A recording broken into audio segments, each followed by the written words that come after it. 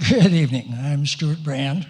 I'm from Whole Earth Catalog, and it sort of suffuses the building tonight. I'm also from the Long Now Foundation. Another bit of orientation is right over that way is the Long Now Bar called The Interval, right next to Green's. They'll be open till 12:30 tonight, just in case you want to keep partying after the after party, because they're going to kick us out of this pier, which is run by San Francisco Art Institute, and then you can carry on in the wee hours if you want to. This whole event was organized by people I want to introduce, Ryan Phelan and Danica Remy. And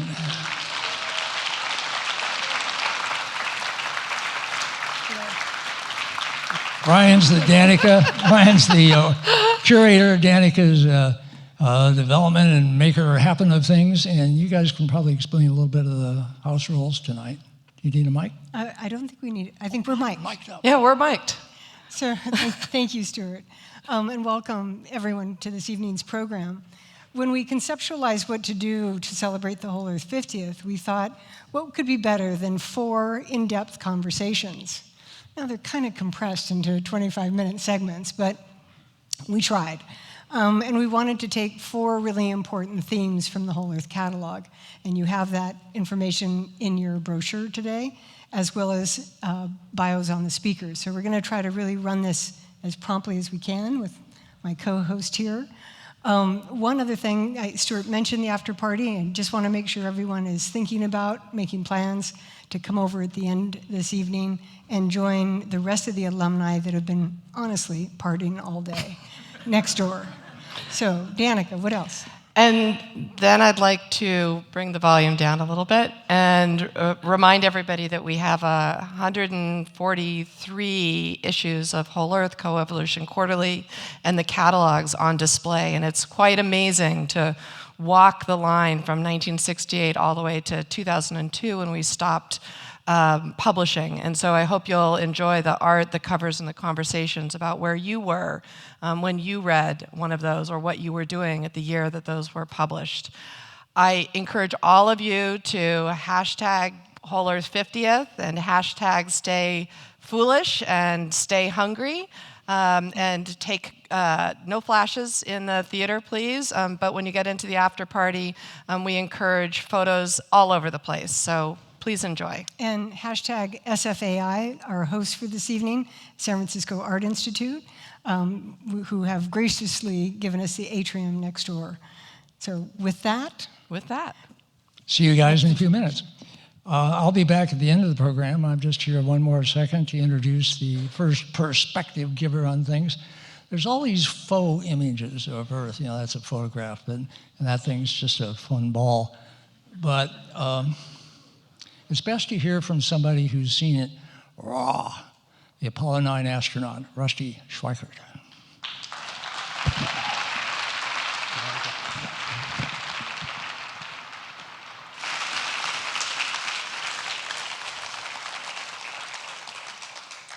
Thank you, Stuart, Ryan, and Danica.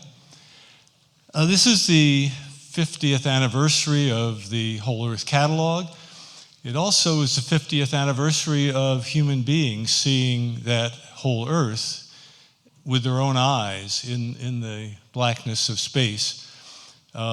It's the 50th anniversary, especially for me, of the Apollo program. And not only do we celebrate the intersection of the Whole Earth Catalog and the Apollo program today, but 50 years ago was the same, the intersection was there 50 years ago.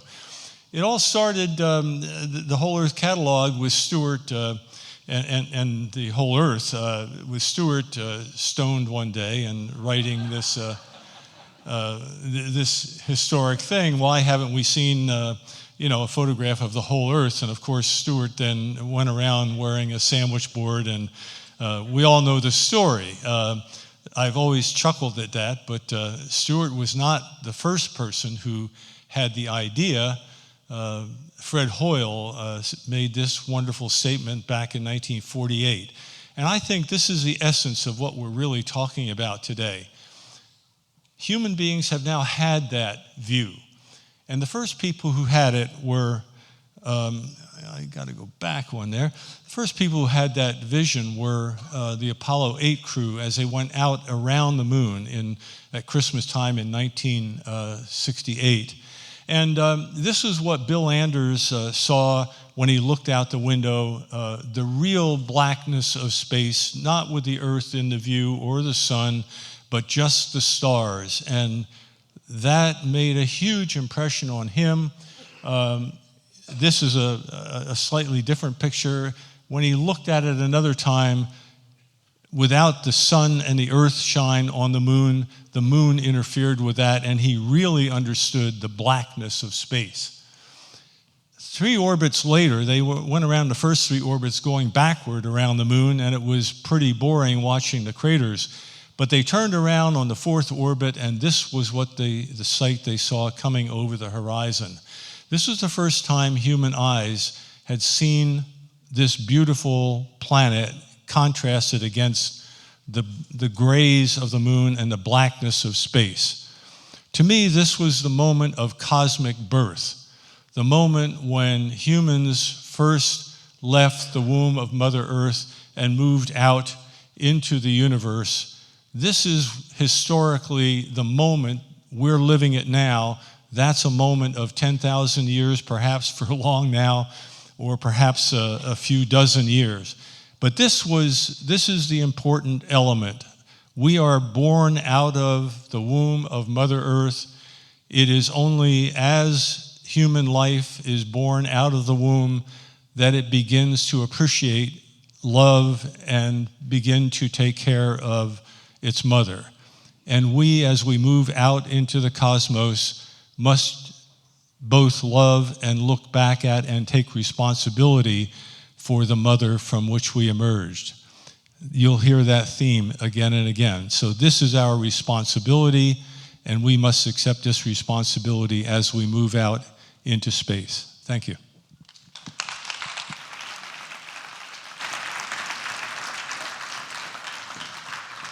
Thank you, Rusty. I'd like to invite Stephanie Mills to the stage. I'm so sorry. Kevin Kelly. Excuse me. No panic, Stephanie. Kevin Kelly. And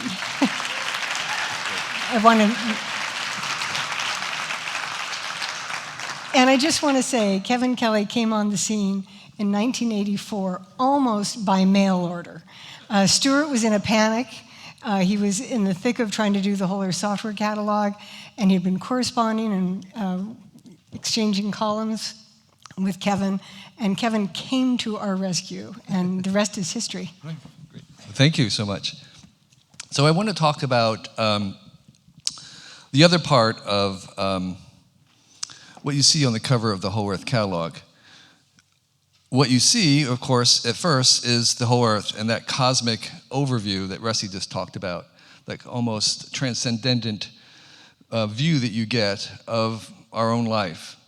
But beneath that, on the cover anyway, is the second news, and I think the second revelation, which is access to tools, which is, I think, almost as important as the overview of the whole Earth.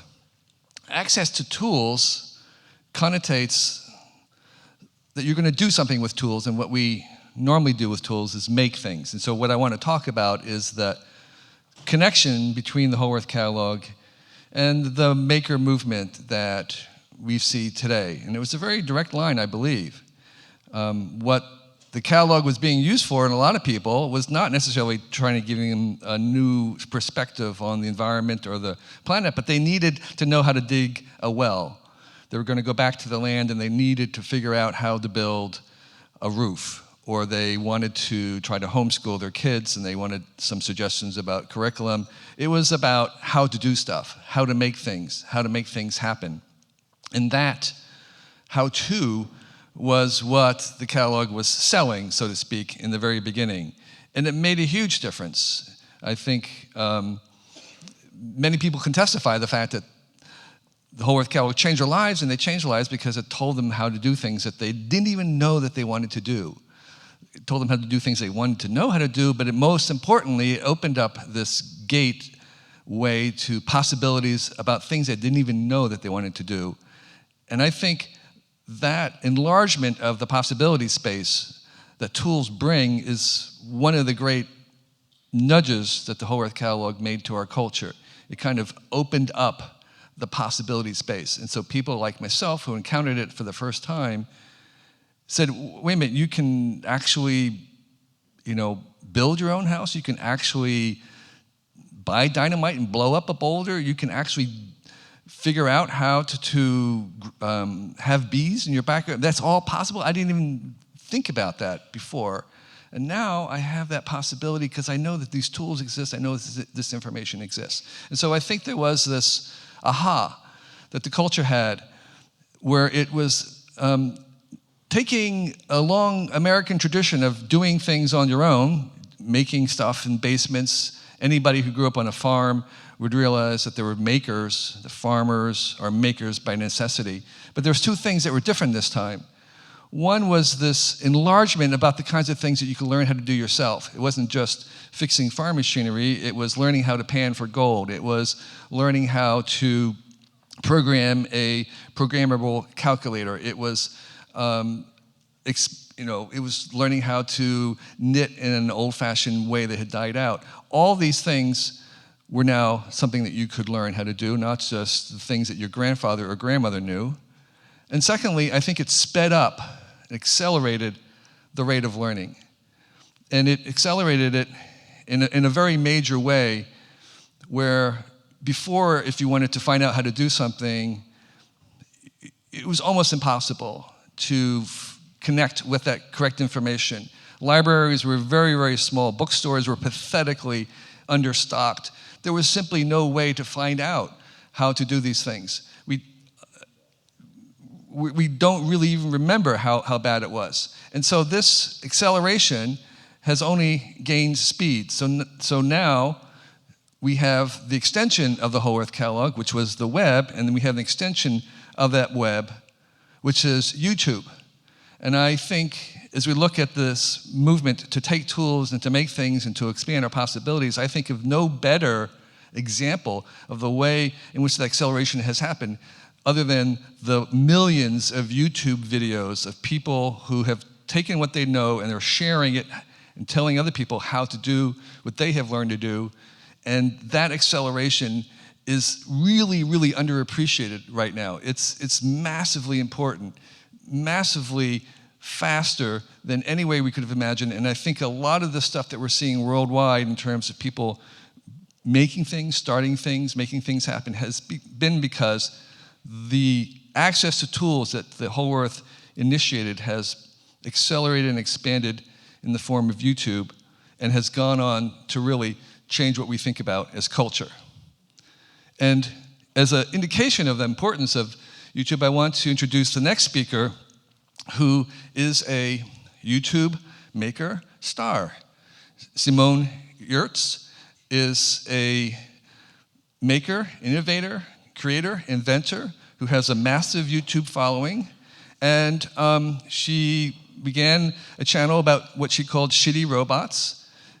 She has a sense of humor. She's an entertainer as well. And she'll be up here to tell you about sort of this next phase of the maker movement. Simone.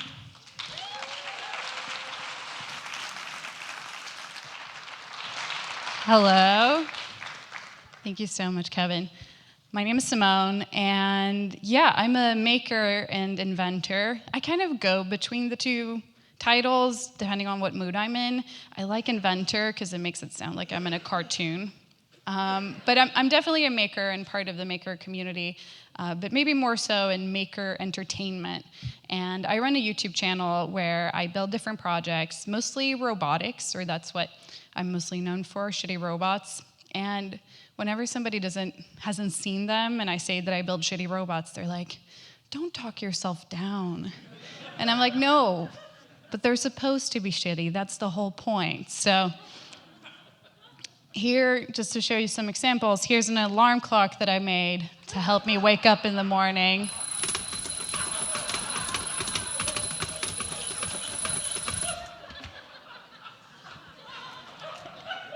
This video on different platforms has been seen around 80 million times, which probably makes me the person on all of planet Earth that most people have seen getting slapped in the face with a rubber hand.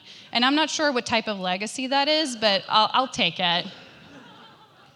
Here's a lipstick robot that I made because makeup is hard.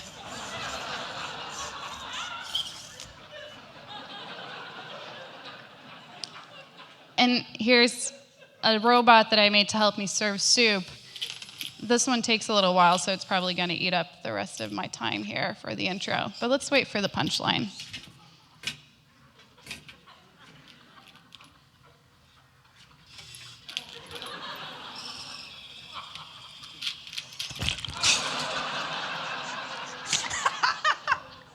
Maybe I'm more in the business of keeping a straight face more than anything.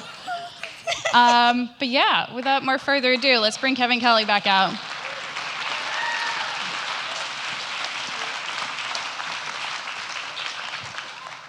Maybe we should progress the slide, or maybe we should just keep this. It's a good frame. So our purpose now is to kind of think about the role of making in the world, the role of being able to allow people to make new things. And one of the other attendees here tonight is Neil Gerstenfeld, who runs a Fab Lab. And one of his points is that the seemingly direction that we're going to is that we'll get to the point where the tools will be so available and cheap that basically at some point in most people's lives, they will make something. Just like today in most educated middle class lives, people will write something.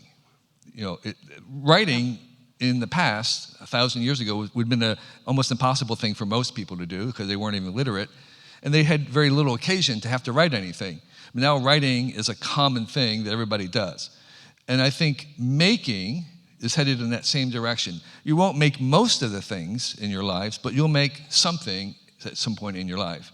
And I wonder if you have any kind of feelings about whether you felt that you are a maker now because the tools are easier, or why are you making things, and would you have made them 10 years ago?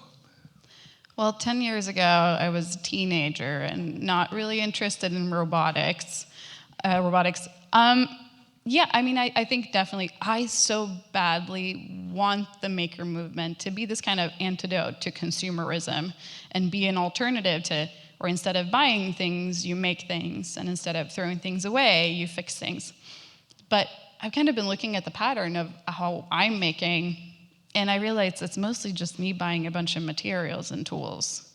And it's like, it's in some way, it's easy for it to become a little bit like a gear sport. And I like maker spaces are a good compromise in that, where it's like, oh, we can give people access to tools and access to making without having to get all this expensive gear. But yeah, I don't know. Of course, tools getting cheaper, like there being Raspberry Pis for $3 or $5. It's huge. It's such a game changer. You can take the risk of making mistakes when you're not gambling huge investments. And did you, when you were growing up, you said you were a teenager, you weren't thinking about robotics. When did you start thinking about robotics? When did you kind of realize, oh my gosh, I could be making robots? It was honestly not until I saw another woman give a lecture on robotics. And she was this hardware hacker, and I remember seeing it because I grew up with a really geeky older brother who would pick computers apart and who would program and stuff like that, but I was always like, no, that's not for me. And it wasn't until I saw another woman that I could kind of project myself onto that I was like, wow, if she can do that, then I can do that too. And it suddenly was like just this what do you say, curtain fell down? There was a aha moment. Maybe that's the... Yeah, Simone grew up in Sweden until very recently, so... I was curtain you were fall like, down, yes. Yeah. Did you not say that? Oh, God damn it. I mess up idioms all the time. It's how people catch me. But I asked you, I was like, you were like, what do you want me to say when I enter you? And I was like, tell people I'm Swedish. And you're like, no. But it's just nice to know that I might mess things up. Yes. Yeah. The curtain fell down from my ignorant face, and I saw the world of making, and I, as a woman, can do this too.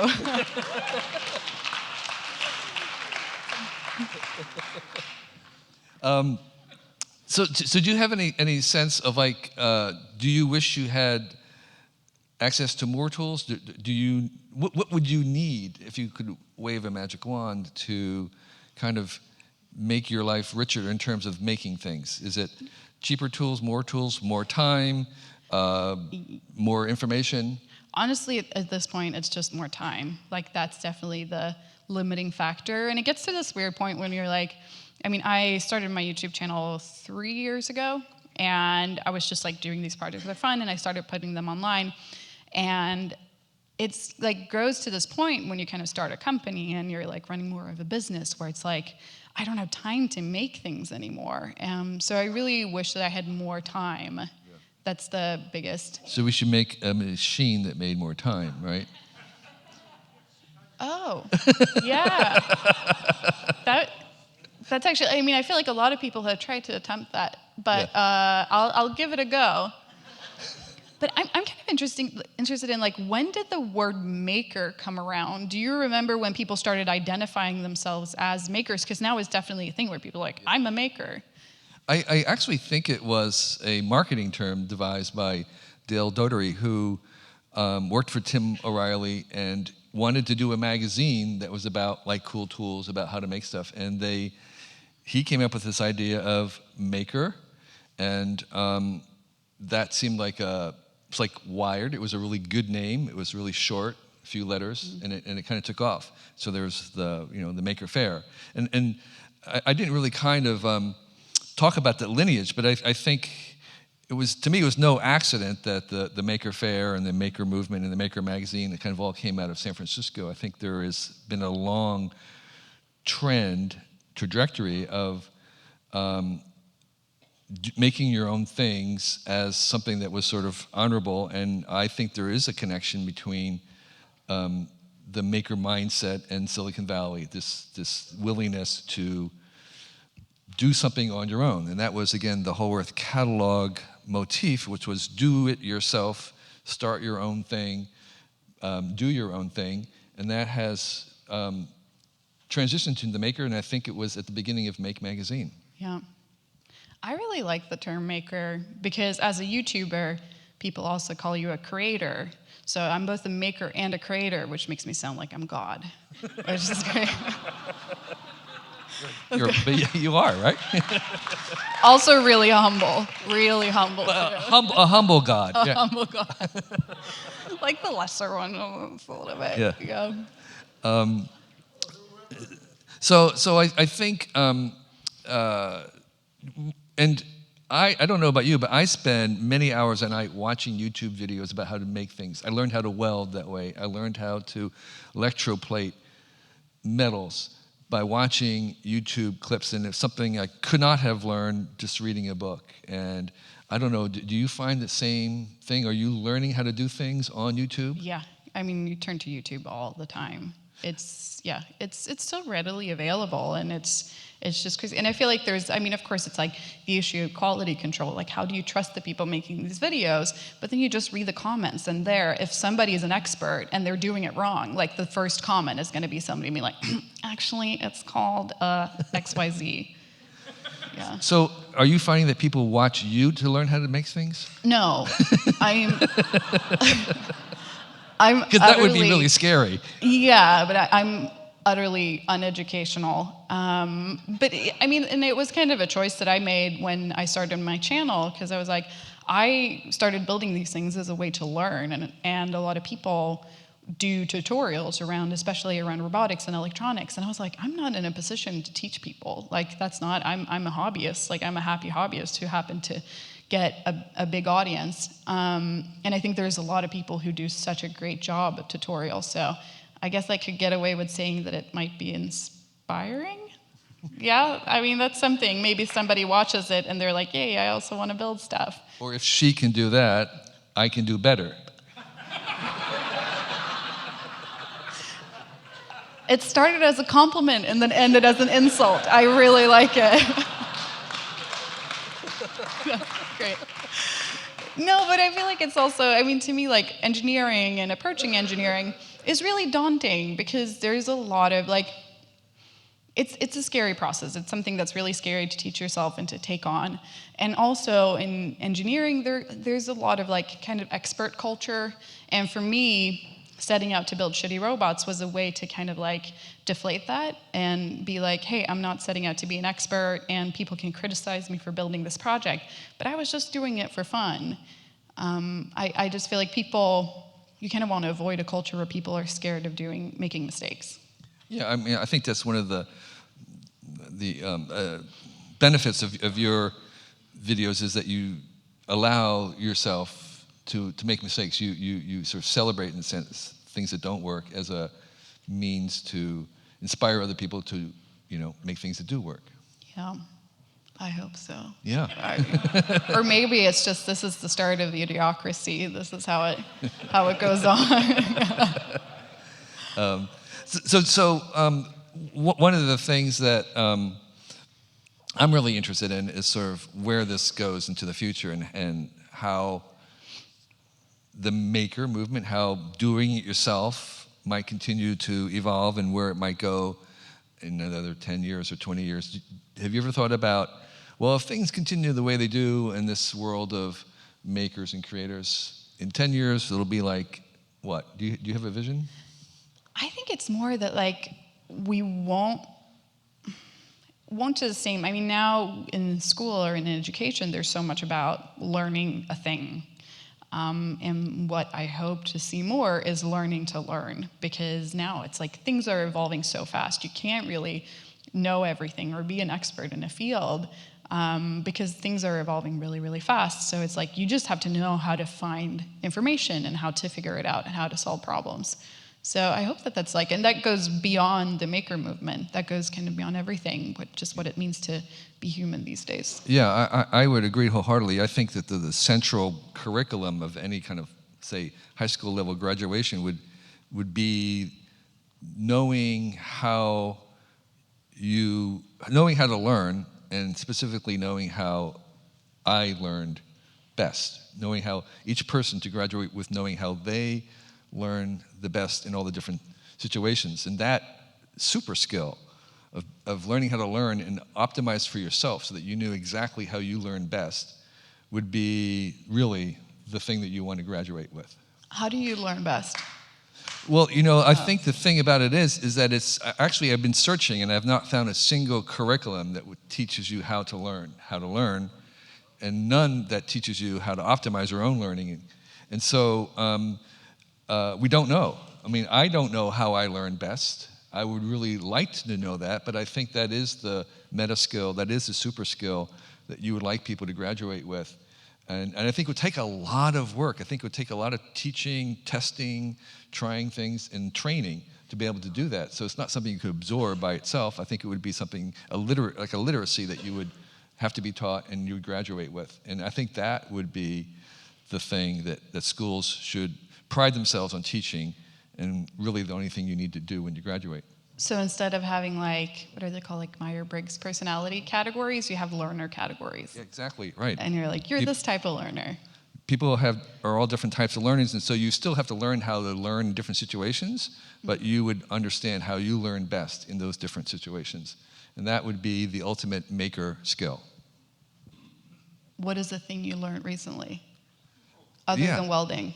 I've been playing around with nickel plating, and then I'm teaching myself how to edit video, and I've graduated from iMovie to Premiere Pro. Yes! And how about you? What have you learned recently? I did not expect to get that question bounced back at me. I know. What have I learned recently? I'm starting a product development company, so I'm learning a lot about manufacturing, and there's a lot to learn about it. But I really want to learn welding. I have a welding station, I have a fume extractor, I have a welding hood. I just need to learn. Yeah. I also have a fire extinguisher, too. Fire extinguisher, Yeah. yes. 2 fire extinguishers, yeah, which is good. Yeah. Yeah. No, I think that's the inspiration that for me, the Whole Earth Catalog, is that you can learn new things, you have these possibilities, and you go through the pages and you're like, oh, that you can do this, you can preserve skulls with bleaching, whatever. I was like, I didn't know you could do that. Now you can, and so, right? So really inspiring. There's a lot of people are going to take this to heart. Or is it just your own skull? Is this like the new beauty trend? That it's like, get really bright skeleton. Yes. Yeah. You have to use hydrogen peroxide. That's the secret. Don't use bleach. Use hydrogen peroxide. Everybody taking notes? Yeah? Okay, cool. So, anyway, do you have anything else what would your advice be for people who are making things? In 30 seconds. Yes. Really cherish your enthusiasm. We're really good at teaching people how to be duty-driven and be diligent about doing things. And I've noticed that for myself, a much better fuel is if I'm genuinely excited about something, and that's when I really get shit done. But it requires a lot of taking care of yourself and making sure that you have the right perimeters. So just figure that out. That's rubbish advice. Not quotable at all. That's not getting put in like a fancy photo on Instagram. Well, say it in Swedish, and that will work. Yeah. Alrighty. What about you? I think the thing is begin with failure. I mean, count on the fact that you're going to fail, and that failure is to be accepted and actually welcomed. So the first things you do, the second things, even the third things aren't going to work, and that's just perfectly okay, and you should really embrace that. So make stuff that fail. Yeah. All right. +1. Hey. Thank you so much.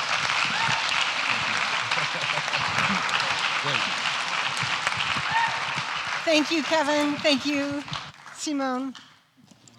Danica?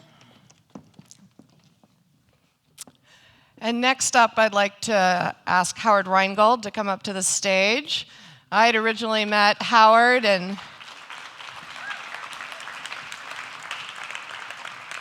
I originally met Howard in 1991 when for a moment someone thought I could be the publisher of Whole Earth, of which I knew I could never be. So I've been very grateful that Howard took that leadership.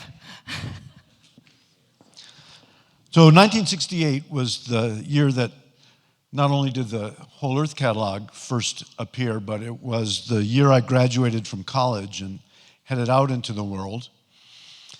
Things are pretty fucked up now, but 1968 was kind of apocalyptic. And I think that like probably most of the people in this room who are old enough, I carried that first Whole Earth catalog from place to place with me for quite a while. It was both an aspirational guidebook to how I might design a life for myself, but also it was an inspiration and an invitation to try to repair what was going on in the world, and a strong sense that you get from looking at the video or looking at those old catalogs that there was a community of people who were doing this. I didn't really join the enterprise for about 20 years when I got involved with The Well and started spending an inordinate amount of time hanging out online with what my wife called my imaginary friends, who many of whom are out here. And I didn't really think about community until I was challenged by Kevin. Now, Kevin tried to get me to write for Whole Earth, but I couldn't afford to do that. I was trying to make a living as a writer, and he only paid $250. So he would come to my house and provoke arguments. And he challenged me to explain to him why I thought The Well was like a community. And then he said, what you just said, write that down, I'll pay you $250. So that made the same enterprise seem a lot easier. That article was published in 1987. It took some years to get a contract to write a book about people communicating through computer networks, because editors kept telling my agent that only electrical engineers would want to do that, and they wouldn't sell very many books. Almost immediately after writing the book, I started getting a lot of flack from critics and academics and scholars, and I didn't aspire to be a social scientist or a scholar. I was just trying to write a book and make a living as a writer. But immediately the criticism came that, well, these aren't really communities, and in fact, you're degrading the idea of community. So I started thinking about that, but I didn't really drill down on it until about 2005, when I started teaching college students about virtual community and what's now called social media. And looking into it, I discovered that a sociologist came up with 95 different definitions of community that you could find in the social science literature. So we can define community, but it's not a definition that everybody is going to accept, and it's not an objective definition that exists in the world outside of our wrestling with what community is. And in many senses, it's a projective test about our hopes and fears about the way our lives and the world seems to be changing, largely because of the advent of communication technologies. And in fact, sociology started when Ferdinand Tönnies in the 19th century started writing about the way life was changing when people moved from villages to cities and from norms and customs to contracts. He called it, oh, my mind's gone blank on it. Does anybody remember what those words are? So back then, it was modernity that was happening. And now, of course, the changes that come in our cities and our social lives through communication technologies are so much more global and are happening so much faster. And we're discovering that there are all kinds of great communities out there, and there are also Nazis and incels and terrorists and gamergaters. Community seems to have this aura of being this nice thing that used to exist but doesn't anymore. But it's something that keeps changing, and people who don't have nice ideas can have communities too. So there's more to say about this, but fortunately we have some time to talk about it, so I'm going to invite Chip Conley to come up and talk for a minute.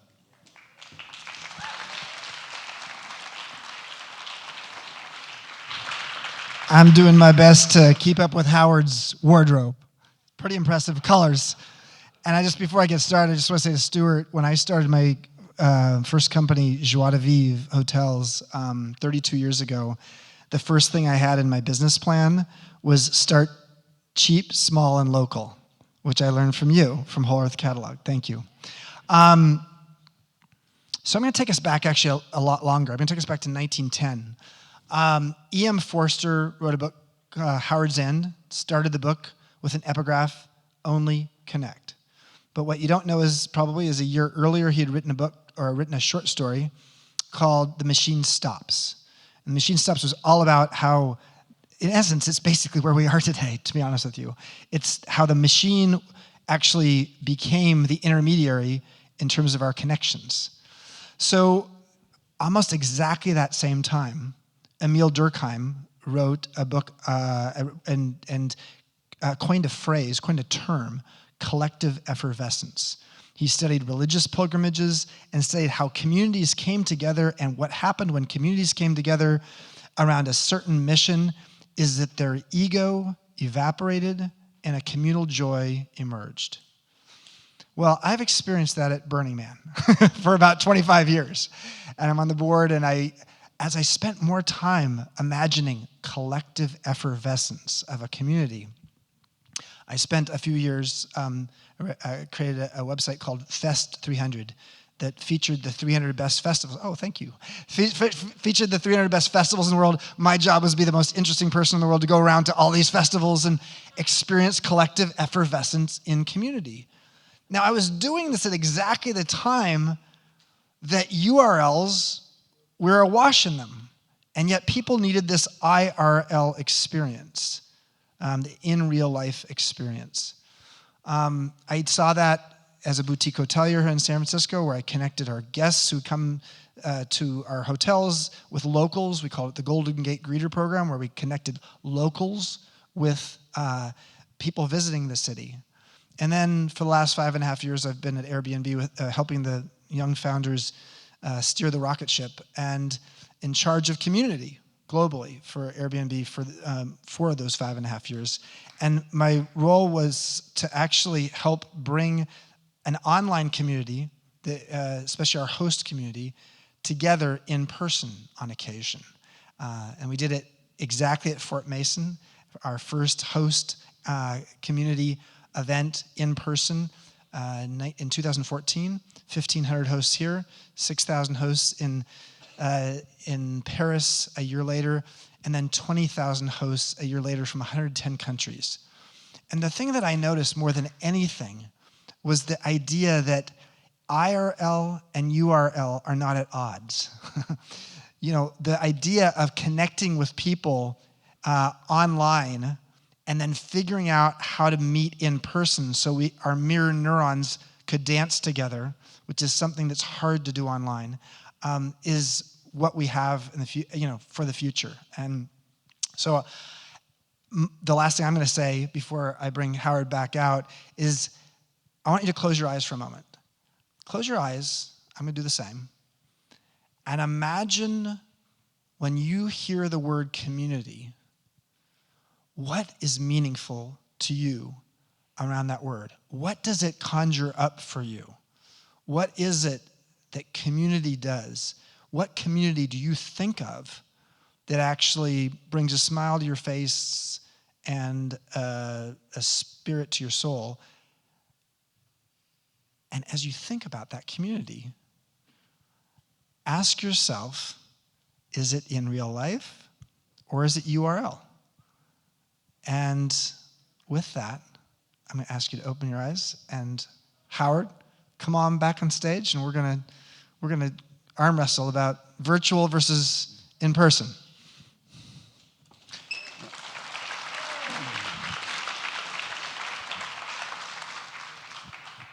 Hi. Hi, Gemeinschaft and Gesellschaft. Well, you've had that jacket since the mid-'80s, if I'm not mistaken, correct? Yeah.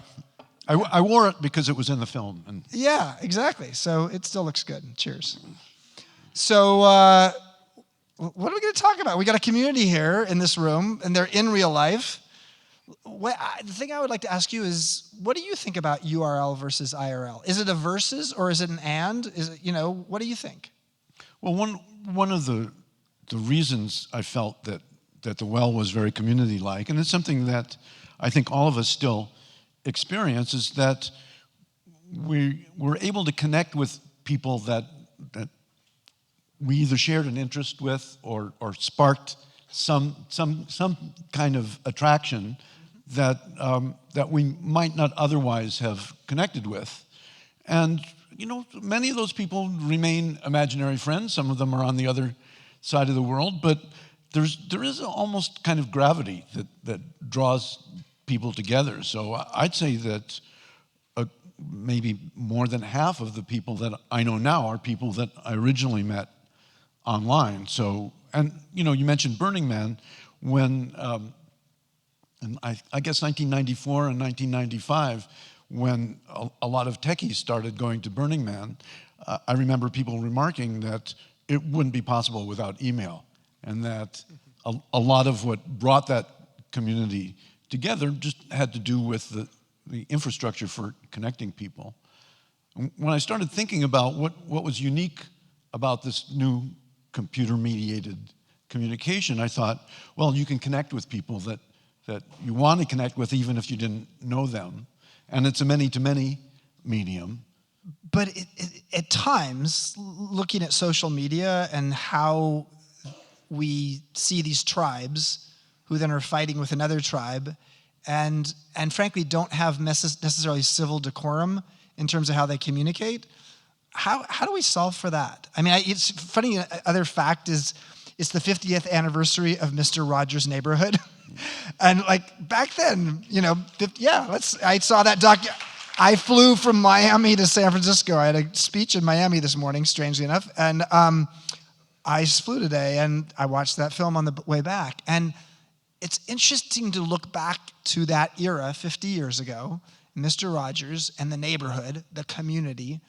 And there was almost like a civil decorum that goes on. Why is it that we've so fallen off that path in the virtual or the digital world? Well, I don't think people, or have we? I don't think people have become more coarse and vulgar and mean. I think it's just more easily visible to us now. And this idea that communication technologies are changing community not for the better is not a new idea. Robert Putnam wrote about bowling alone and the decline of social capital in America and what he correlated it with. And he tried correlating it with everything else, race relations, women entering the workforce. And what he ultimately correlated it with was the rise of people watching television all the time. So, well, there are a couple of things that I think are important. One of them is the public sphere, and I'd like to talk about that. But I think the other thing we need to talk about is that community is not this thing that used to exist or that exists in an ideal form. It's something that we should wrestle with, and particularly since things are changing more rapidly. For what Tunney's was involved with was a change that suddenly changed the way people had lived in their villages for thousands of years. Now we get that kind of epical change on a decade basis. Yeah, I mean, I recently found out I have prostate cancer less than 4 weeks ago, and I was able to connect with a community of people. And it's intermediate stage, so it's something that's concerning. In the past, I'm not sure if I didn't have an online way to actually research it and then listen to people who actually have had it, similar stage to where I am, and then actually go out and communicate with them, and to have all of that as an experience in the last 4 weeks, and then, frankly, to have the IRL experience as well as here's a meetup of people who are talking about that. To me, it's glorious that I have two different paths to actually have that kind of experience that helps me feel like I'm not alone. Well, in fact, in 1986, one of the things that really coalesced the idea of community around the well was when Phil Katz's son came down with leukemia, and we created an online support group overnight. Now there's jillions of online support groups. 1986, that was a new thing. So that was 1986. But 9 years ago, I came down with cancer, and I needed people to drive me to treatments every day, and many, many people from the well, including Phil Katz, who drove over from Berkeley to pick me up and drive me to a radiation treatment. And then, you're kind of isolated and terrified, and being able to connect with people online was really important. Also, I started a Tumblr about it, because I didn't want to tell the same story to every person who asked me how I was doing, and B, because that had been my way of connecting with people, and it was a way to get out a lot of these feelings that your oncologist doesn't want to talk to you about. Yeah. So that's the bright side of things, is that people who need to connect with someone because they're in trouble can find a lifeline. So I want to go back to the decorum thing and the civility thing. Do you think does that somehow cleanse itself over time, or are there some elements of either rules or sort of social mores that actually start to define how we create community or connect in a civil way amongst communities online? Well, my personal opinion about it is that a network of people who communicate online are not necessarily a community. And one of the things that signals the formation of community is that they begin to enforce norms. There's a lot of bad stuff going on online now. There was a lot of bad stuff going online all the time. Now there's just a lot more people online. And when I started writing the book, the thought that occurred to me that I thought about a lot was, what's the most important thing about this communication medium if, as we believe, a lot of people are going to be using it?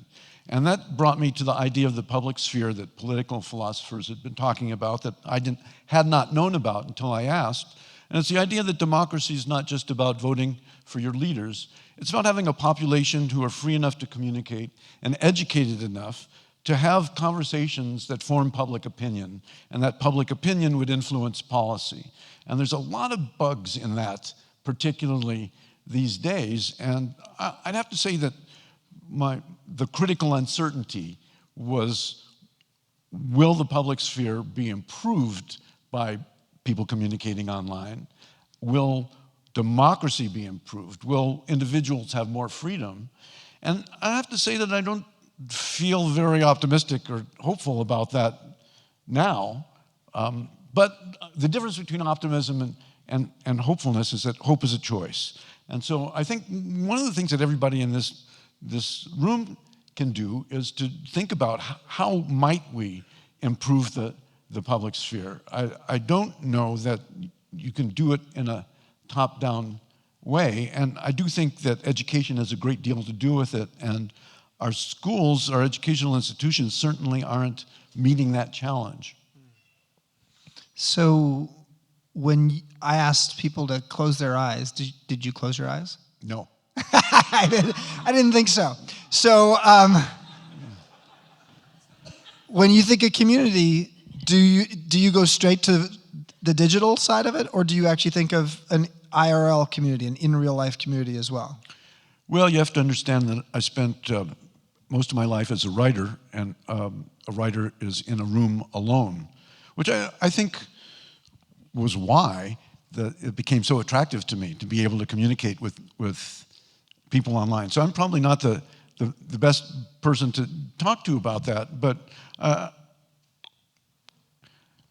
dealing with my students who live immersed in this world, they have many more choices of the kinds of people that they can associate with, and the kinds of communal discussions that they can participate in than I had or my generation had. So I think there's a huge amount of freedom, but again, the uncertainty is who knows what to do about it.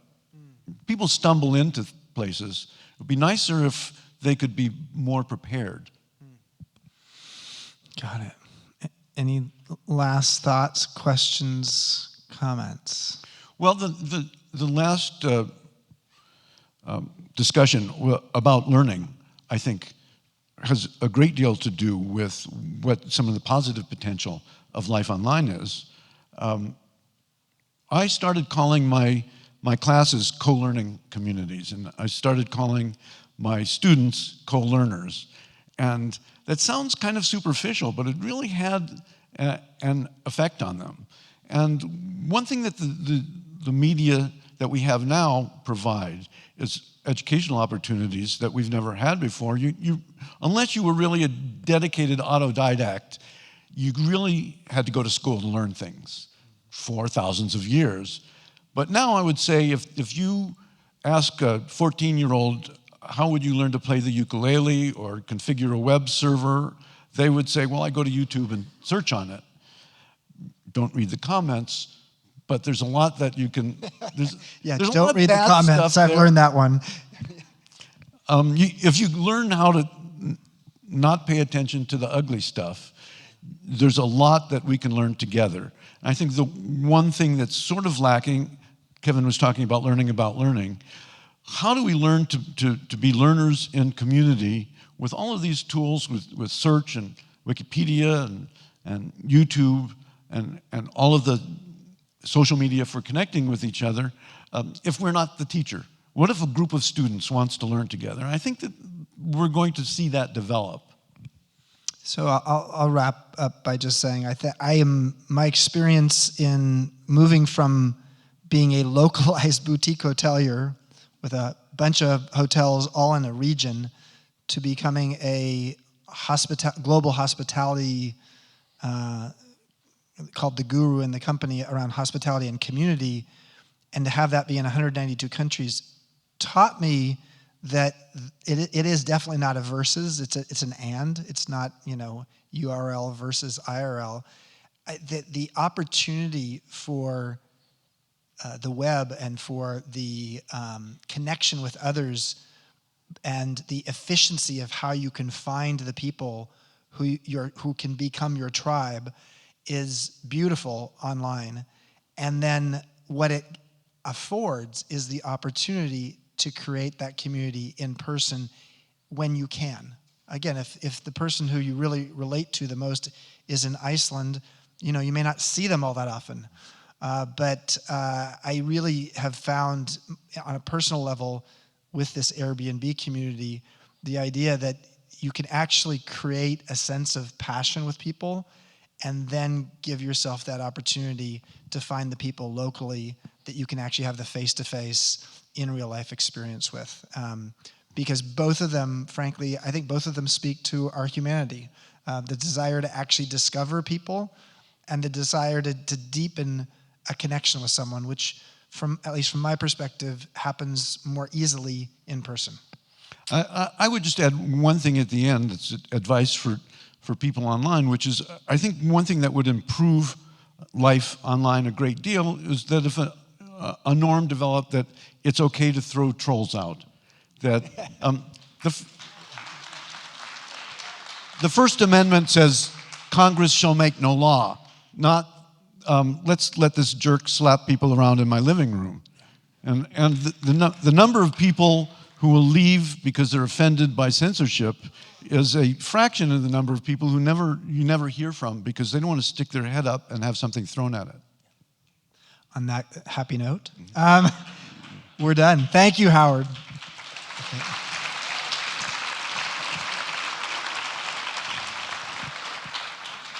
Thank you, Howard.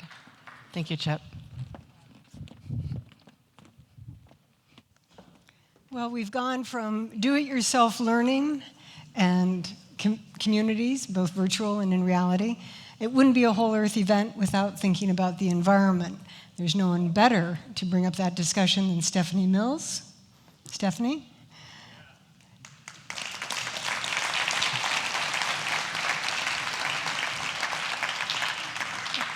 When Stephanie graduated from Mills College at a very young age, she became the leading spokeswoman for the environment.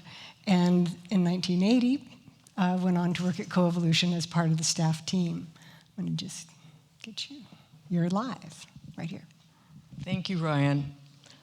Gratitude to Mother Earth, gratitude to Stewart and Ryan and their colleagues for realizing this event.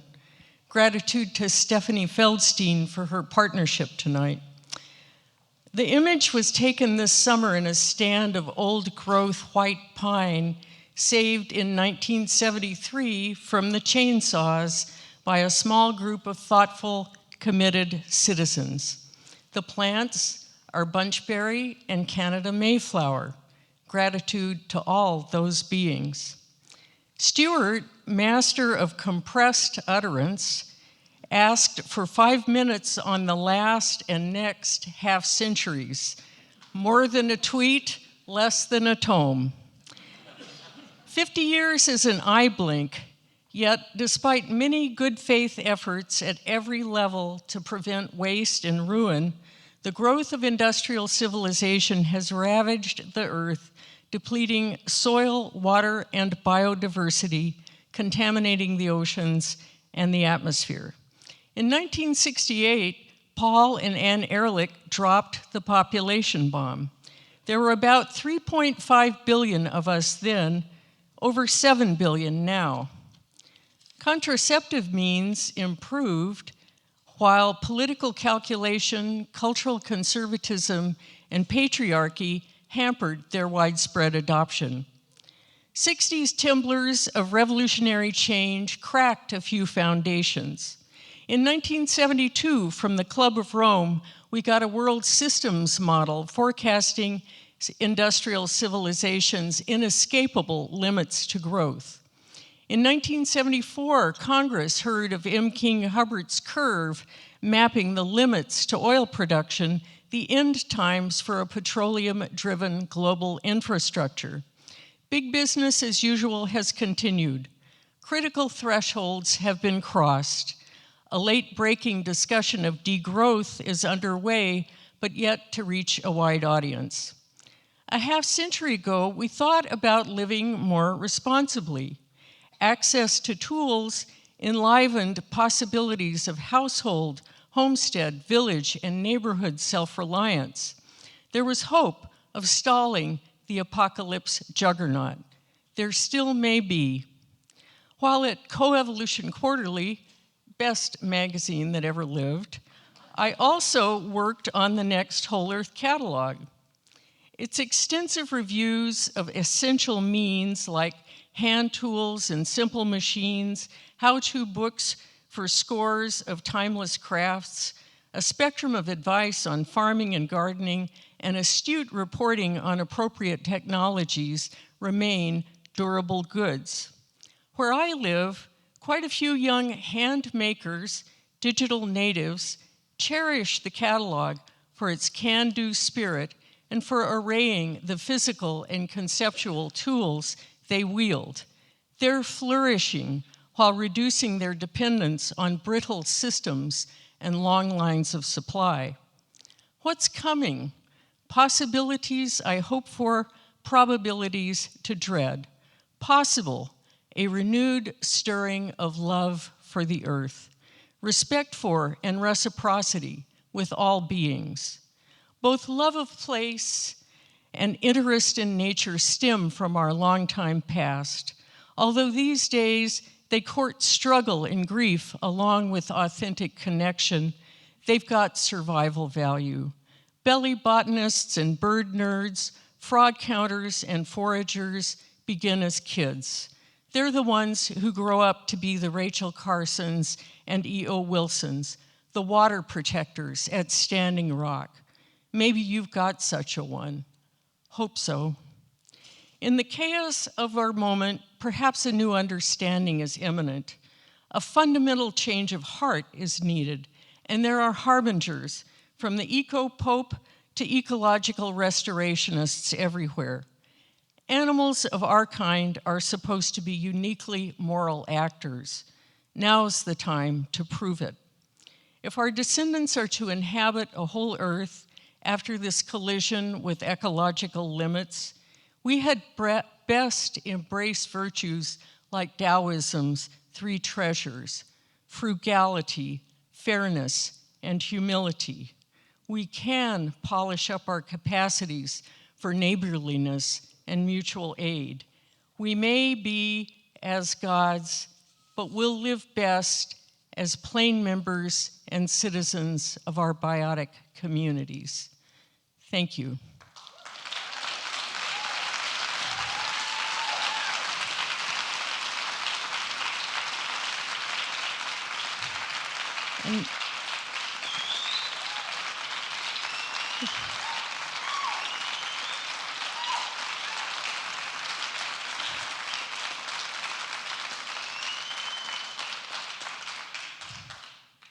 And it gives me great pleasure to introduce Stephanie Feldstein, who's the Population and Sustainability Director at the Center for Biodiversity. She leads the center's work to highlight and address threats to endangered species and wild places from runaway human population growth and overconsumption. She is the author of the marvelous Animal Lover's Guide to Changing the World. Stephanie.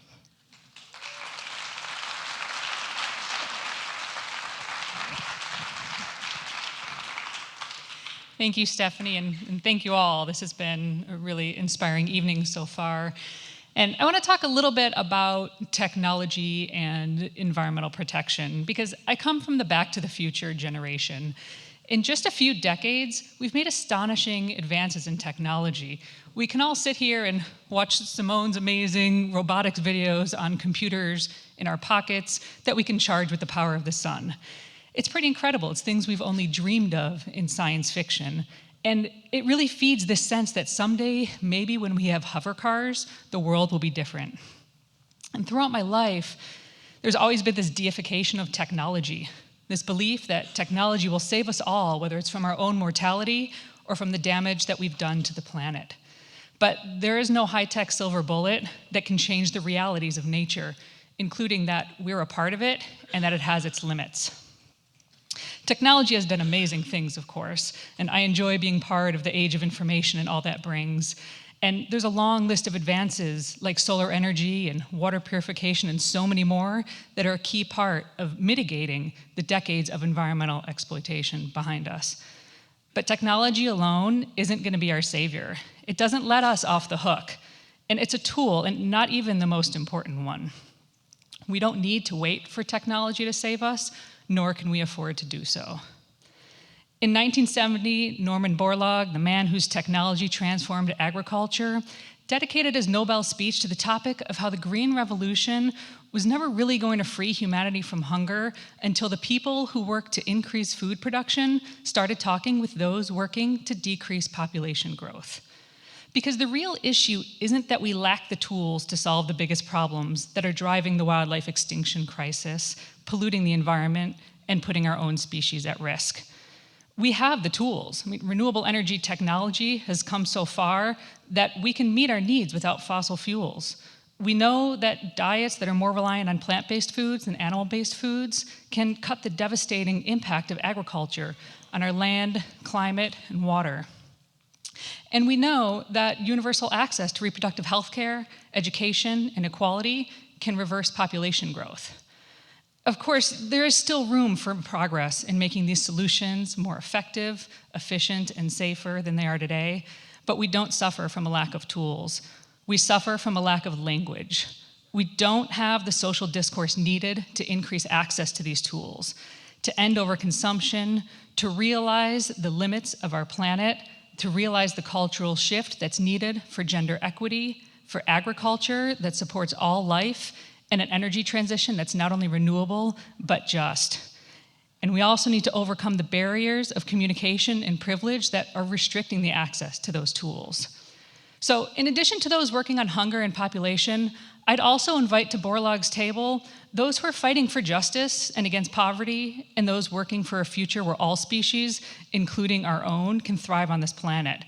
Because if there's one thing we learned this past week from that report that came out from the Intergovernmental Panel on Climate Change, it's that we're all going to need to work together if we want to avoid disaster. But it's been nearly 50 years since Borlaug's speech, and even now, many of our movements are barely on speaking terms. So if we're going to make it to the next 50 years, we need the language to understand each other across issues, to mobilize people, to influence policymakers and the business community. We need to think outside the capitalism box. We need to think beyond partisan politics. We need to acknowledge and accept the limits to growth and prioritize the tools that already exist. We have tools, including laws to protect nature, like the Endangered Species Act, laws that could exist to save our remaining wild places and create a healthier, more just world. And of all the tools that we're underutilizing in protecting the planet, the most egregious one is half of the world's population. Women are still oppressed and harassed and kept out of government and boardrooms. Now, I don't want to discount the progress that's been made socially or technologically. If I wasn't full of hope, I wouldn't be able to do this work every day. We are starting to recognize how interconnected these issues are, but instead of fully using the tools that are already available to us, in many ways, we're still waiting for that hover car era to begin. So whether we're working on the details of policy or developing new tools or trying to crack the code of better communicating how to use those tools or the urgency and solvability of the problems we face, it doesn't start with technology.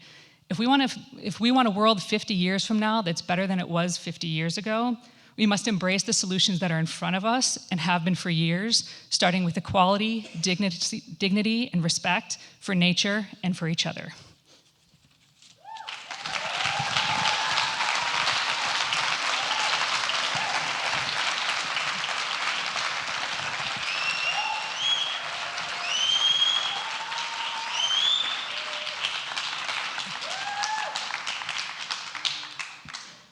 It sounds like there's some friends of the earth out there. Well, I want to start with talking about it. We have this lovely photo behind us, and you talked about this quite a bit. I'd love to hear more from you on how a sense of place influences the future of the environment and our resilience. Well, I think it's attachment. It's a primary attachment to place with distinct character. Like I live in the former North Woods. It's a forested region. This was taken up in the Upper Peninsula of Michigan, a little north. Yeah, yes, yeah. That's the way you say that's goddess country. I think you can't. It's hard to fight for what you don't know. It's hard to fight for what you're not connected with, what you don't have a sense of. And so a connection to a real geographical location with its own character, its own spatial dimensions, its own watersheds, its own plant life, even if it's that tough, weedy, committed plant life that grows up in the cracks between the concrete.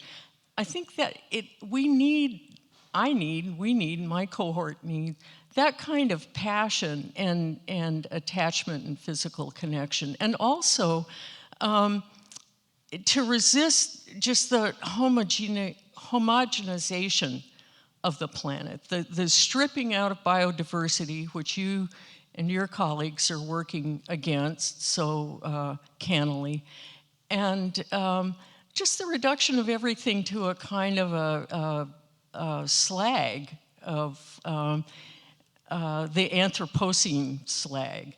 So sense of place, biodiversity, diversity of places, and commitment to sort of envisioning the life systems, the biota, the new forms of community, biotic community, they're gonna perforce emerge in this era. I think it's critical. I love that term, Anthropocene slag. I mean, it's terrible, but it's such an apt description for so much of the destruction that we see. Yes, yes. A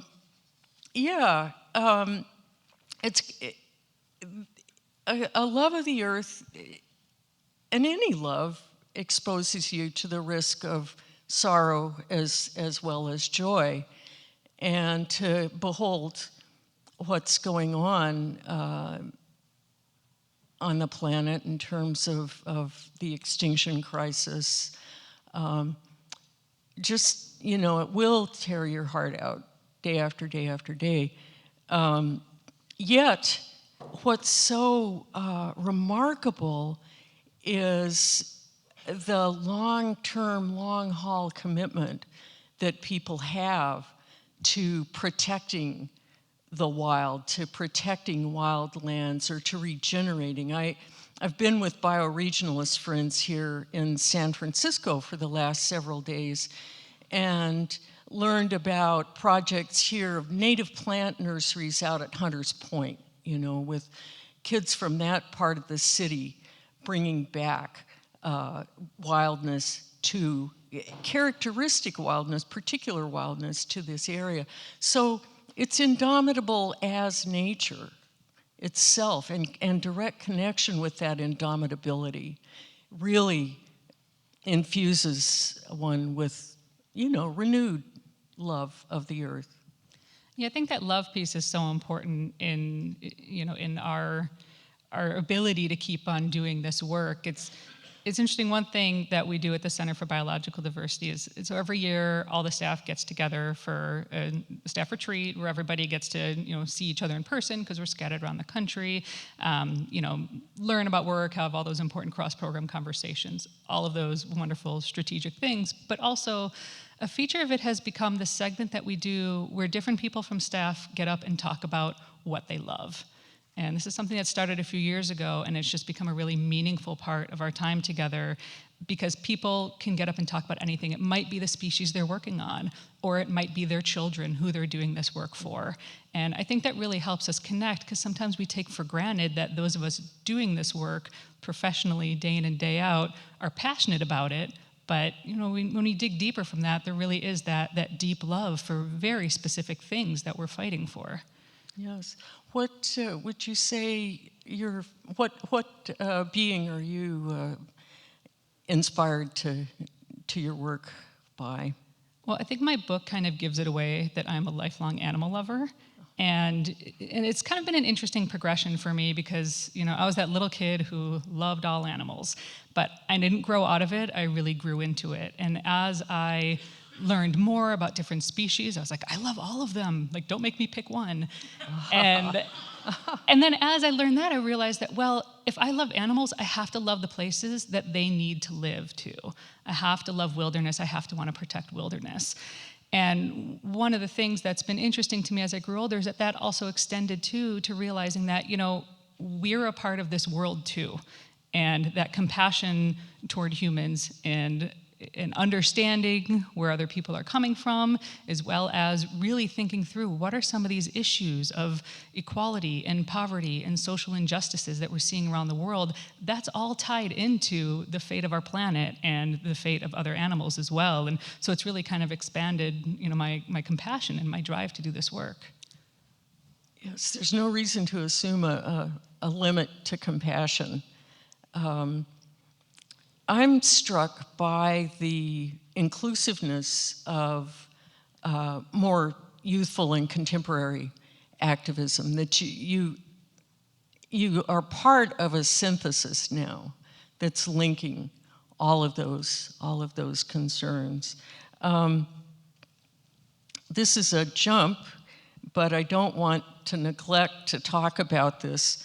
In addition to being the author of a full-fledged book, Stephanie is the author of some very interesting poetry, which appears on the Center for Biological Diversity's Endangered Species Condoms packages. And I wonder if you'd be willing to talk a little bit about that campaign, which is so brilliant because it brings population and endangered species protection together. Yes, and brings together that poetry degree that my parents were sure was going to be useless. Little did they know it would wind up with things like packages of condoms with artwork of endangered species and sayings on it like, "For the sake of the horned lizard, slow down, love wizard." So they're clearly a very fun project to work on. But they're also a really important project because, as many people have noticed over the past few decades, talking about human population has fallen out of favor in the environmental movement. But obviously it's still such a critical part. It's an underlying driver of all of the worst environmental problems that we're facing today. But a lot of people, for many reasons, don't want to talk about population. It feels personal, there's an ugly history to it. There are a lot of different reasons. So we wanted to find creative ways to reach out to people. And when you hand somebody a condom with a picture of a polar bear that says, "Wrap with care, save the polar bear," it's an entirely different way to start the conversation. And a really effective one. And that gets back to, what I was talking about earlier with communication, is that we need to figure out what are the best tools of communication today.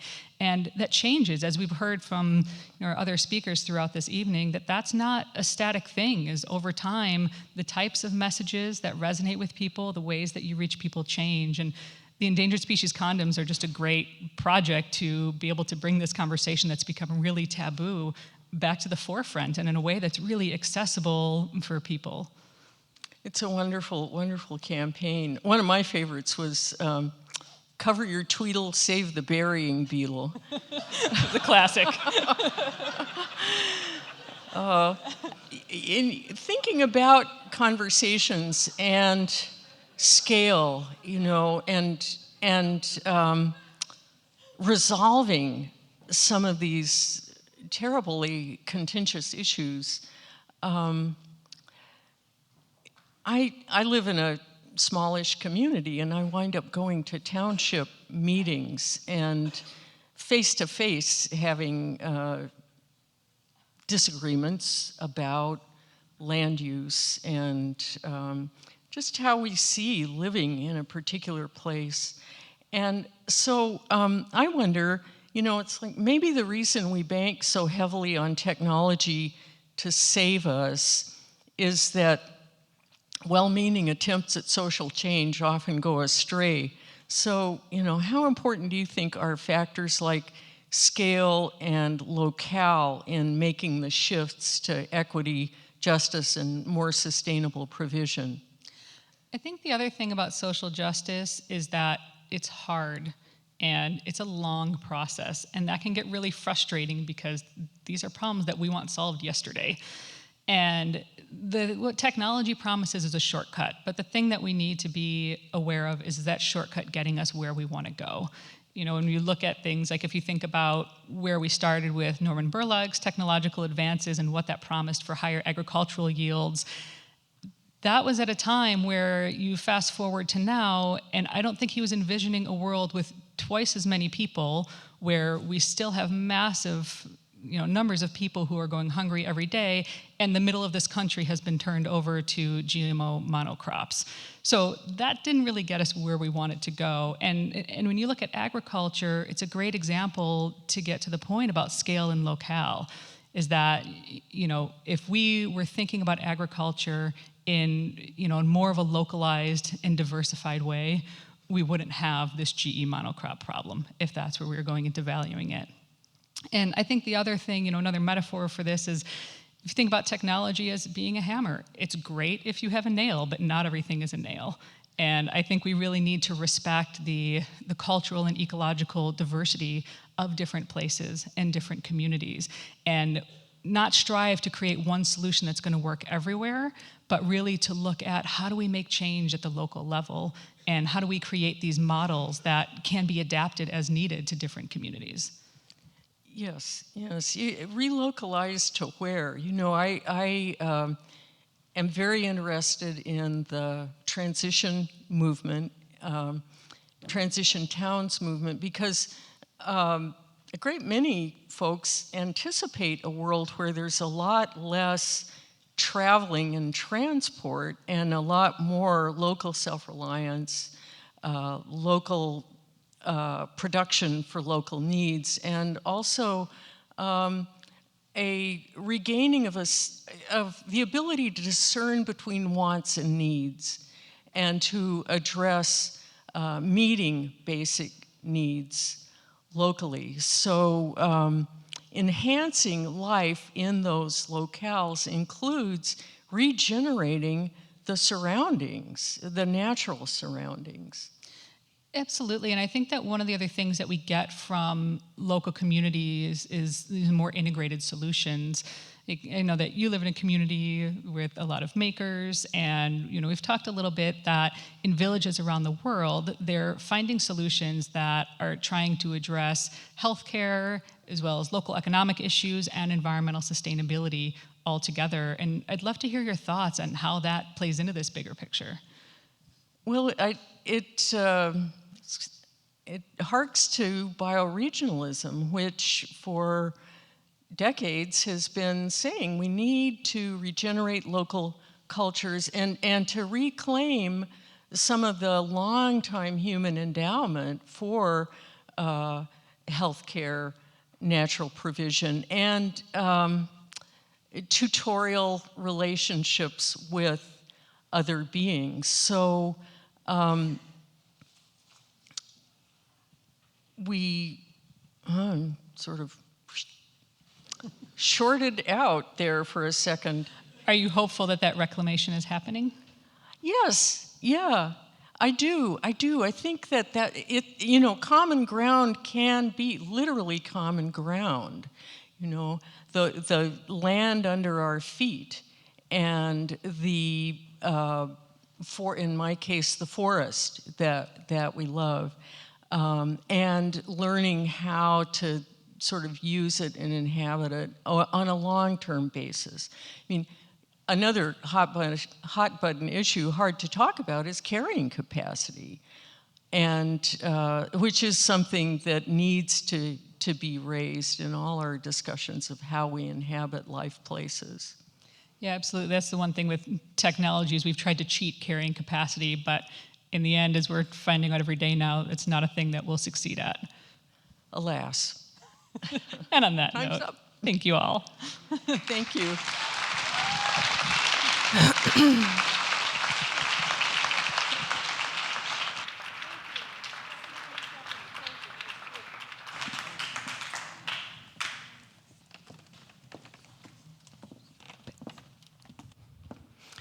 So 30-some years ago, I answered an ad that read, I'm looking for someone to work on computers, travel, and meet interesting people. And I'm happy to say 30 years later, I'm still meeting interesting people. Thank you, Stewart. Come on up.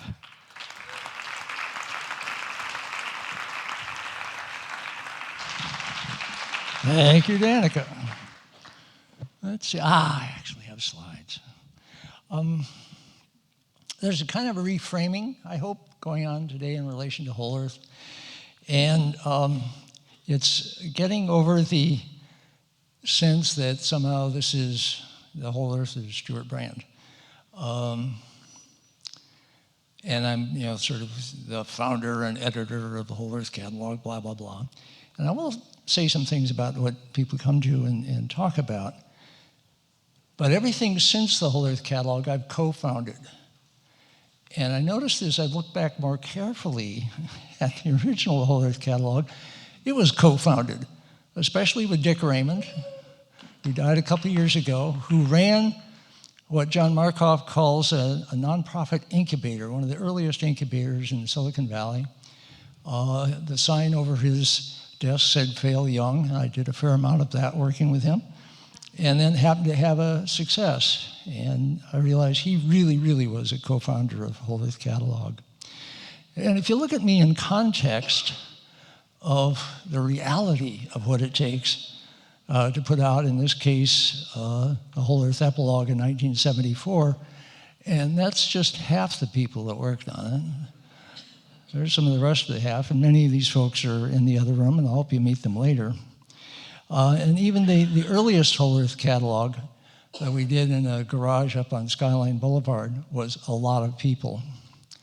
And then down in the Whole Earth truck store, there was a lot of people. Originally, the Whole Earth catalog was a subscription operation. And if you notice the lady on the left with the braids there, you see her again with the braids in the foreground here, handsome lady with dark hair. That's Lois Britton. Her name then was Lois Brand. And effectively, she was a co-founder of the Whole Earth catalog. There she is doing the books. I was talking to her, she's here. I was talking to her earlier today, and we were trying to remember, how long was it before we decided to pay ourselves? And she said, well, it was about a year before either of us got paid. You got paid for more hours than I did. And she said, how do you know that? Well, she said, I wrote the checks. And she is very much a co-founder of that operation. You go on later with Coevolution Quarterly. People like Stephanie Mills were in the thick of making a complex publication with many editors, domain editors, staff editors, line editors, and so on. And in this photograph in the lower left, there's a lady who was then named Patty Phelan, who later became Ryan Phelan at the age of 44 when she got tired of having a diminutive female name and went to her middle name, Ryan. And on it goes. We saw a bit of the Hackers Conference, and this was 100 or so amazing young people who were reinventing the world and got away with it. Likewise, at the Well, I was trying to look for, what's a really good photograph of everybody on the Well?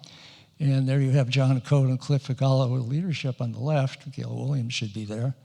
And the photograph on the right is actually everybody on the well. That's the servers where we all lived in our virtual reality with our imaginary friends. So how did it actually work in the catalog? What actually happened there with people? And I've had occasion to look at this just in context of what people have come to say. And a lot of it had to do with just the quality of stuff that we found. And so still the best book on learning how to draw is The Natural Way to Draw by Nicolaides. Still the best book on learning how to fly is Langowish's Stick and Rudder. We were able to find these things. It was tough keeping them in print. Sometimes we helped keep them in print. There was basic stuff on, like from Helen Scott Nearing, on how to grow a sugar bush, a bunch of maple trees, and then get the maple syrup out of them and make that. At the same time, how do you grow wine and make good wine out of what you grow, and viticulture. Early on, this is before videos took over everything, there was still a possibility of learning in detail how to make really good television productions or film productions. And you could go dead at that, and people started doing things like that. One of the best of all publications that came out at that time from the Boston Women's Collective, Our Bodies, Ourselves, was a revolutionary publication. Up to that point, having a woman's body was basically treated as a disease by medicine. And with the women, many of them doctors realized was actually having a woman's body is one, a miracle, two, an amazing instrument that wants tuning. And they worked out all the details of doing that, and it wound up being one of the real founders of the women's movement, I think, to take that kind of control over the tool of one's own body. So time goes by, catalogs go by, coevolution goes by, and by and by people start coming up. Oh, you're Stewart Brand. You know, I still have the first Whole Earth catalog, and I quickly learned that, you know, I started, wow, you do? Very few of those exist, you know. I only have one. And then they would describe it, and I realized they were talking about their first Whole Earth catalog. But why did they keep it? I would ask them, that's interesting, why do you keep it? And mumble, mumble.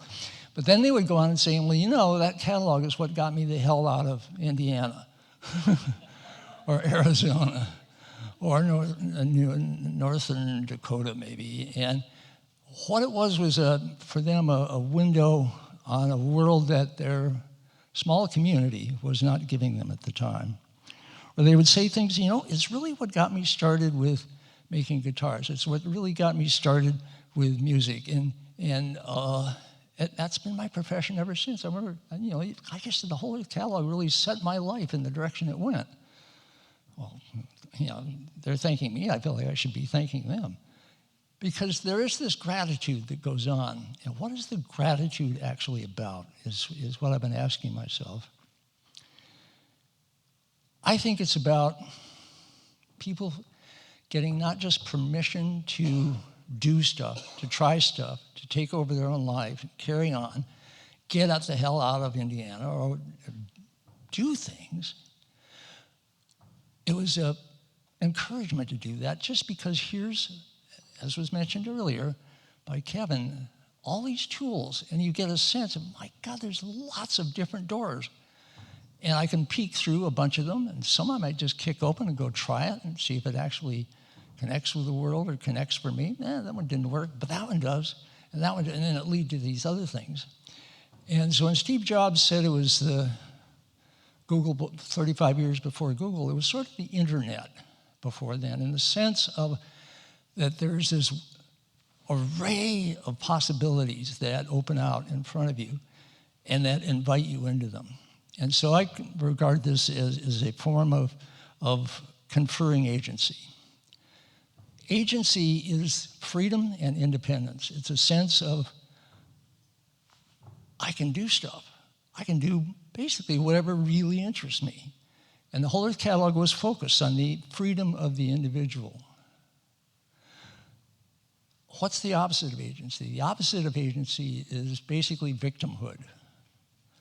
And one of the things I remember writing somewhere along the way in one of the Whole Earth catalogs is, what's worth doing? Unmake victims. Start with yourself. Branch out from there. I think agency is one of the most fundamental things that we can take on in ourselves and encourage in others. And that's one of the reasons I especially wanted to have my version of YouTube to come on shortly, because when people ask me now, where's the kind of thing of conferring skills and tools, where do you get that now? You get it from YouTube. And we heard that in Kevin and Simone's session. Simone has proved that we are as gods and might as well get bad at it. I just wanted to let everyone know that those fireworks are going off out there in celebration of this party. No, fucking, yeah. What? I think she made that up. There's a whole other level of YouTube videos, not just how to weld, but how to do amazing things. And for that, I want to bring up Sal Khan.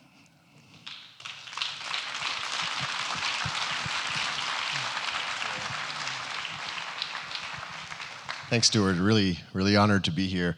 I just want to give, for those of y'all who aren't familiar, a little bit what we're up to, and it's really an honor to kind of connect it, and because it was inspired by all of what we're celebrating today for the past 50 years. But for those who don't know about Khan Academy, we're a nonprofit with a mission of providing a free world-class education for anyone, anywhere. And for the most part, it exists on the internet, but it has a whole life of volunteers, hundreds of thousands of people contributing to it, volunteering their time, et cetera, et cetera. And to get a flavor for it, here's a montage of at least what some of the videos look like, but it's much more than that. It's practice, it's feedback, it's assessment, and whatever else. And it's sound. I could narrate it, I guess. I'm told the humidity makes it feel hotter. Why is this? Excellent question, LeBron. And you can just see the pleasure he had. The right to privacy as such is not spelled out in the Constitution. Of course, the word liberty is. Things actually can interbreed, although for these two in particular, it seems like the mechanics would get kind of difficult. And I can keep playing around with these numbers and see what kind of colors I can come up with. If this does not blow your mind, then you have no emotion. Thought y'all would appreciate Euler's identity. As I mentioned, it's much more. There's millions of learners of all ages. I was about to say kids, but we have people 80, 90 years old who are coming here to learn things out of interest or to help out their family across subjects and grades. This right over here is just a story of kind of the type of potential we're hoping to unlock on the planet. About 6-7 years ago, the Taliban take over a town in Afghanistan, and they forbid all the young girls from going to school. This young girl, Sultana, was one of them. She was 12 years old at the time. She doesn't go to school anymore, threatened with things like acid burnings. And so she was lucky enough to have a family that had a computer. So she did something like 10 hours of chores a day, but then every waking hour, she would get on the computer and try to learn. First, she tried to teach herself English, and then once she learned English, she got a relative to get her any reading material she could get in English, and she had a Time magazine, and she found out about Khan Academy from that. And then from there, she just went from a second or third grade level where she was at, got her algebra, her physics, her chemistry, her biology, and she decides that she wants to be a physicist. And then she just keeps going. She starts leveraging other resources, things like the MOOCs that are out there, and wants to come to the US. She smuggles herself into Pakistan to take the SAT because it's not administered in Afghanistan. Does shockingly well. And that's when someone introduced, hey, we have to help her get to the US. I tried forwarding it around. Luckily, Nicholas Kristof from the New York Times also found out about Sultana, and he wrote this op-ed. And what's incredible, and just shows you the type of potential that's starting to get unlocked in the world, is that after this, Sultana got political asylum and is now doing physics research with with a Nobel Prize-winning physicist at MIT.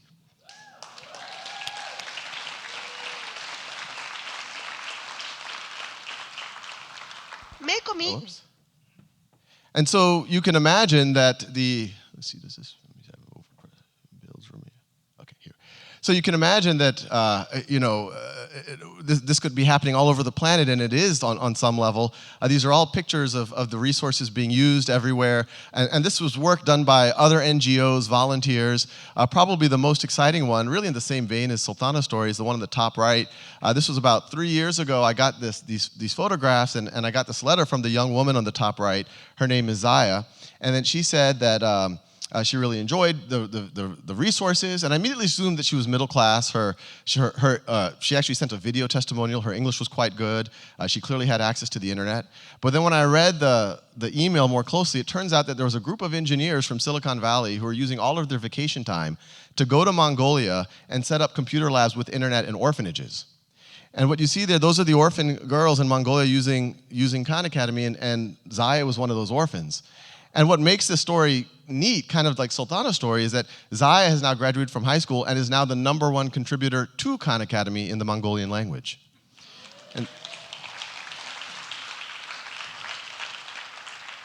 And so just to give you a sense of what at least the video part feels like in other languages, I'll show you this.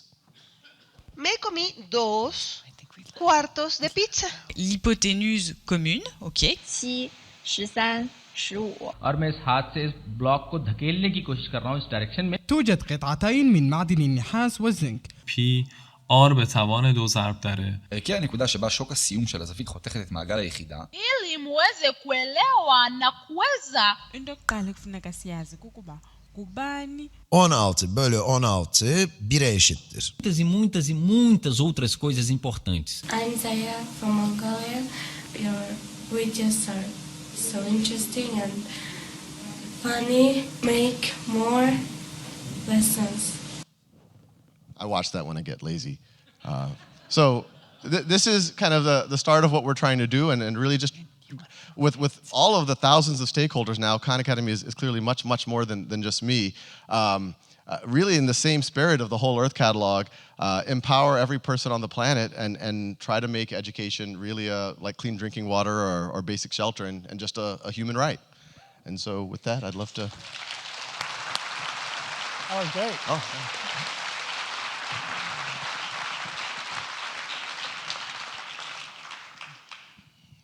The Whole Earth Catalog is so obsolete. I just love what we're seeing tonight, is how much that's the case. I'd love to hear a little bit about how this whole thing started for you. You've been in finance in New York and all that kind of thing. And how did it start?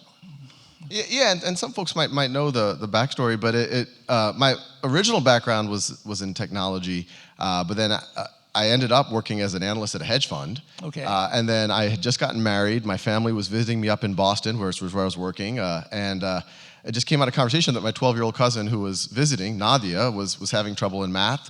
Because of that, she was being placed into a slower track. So I offered to tutor her remotely when she went back to New Orleans.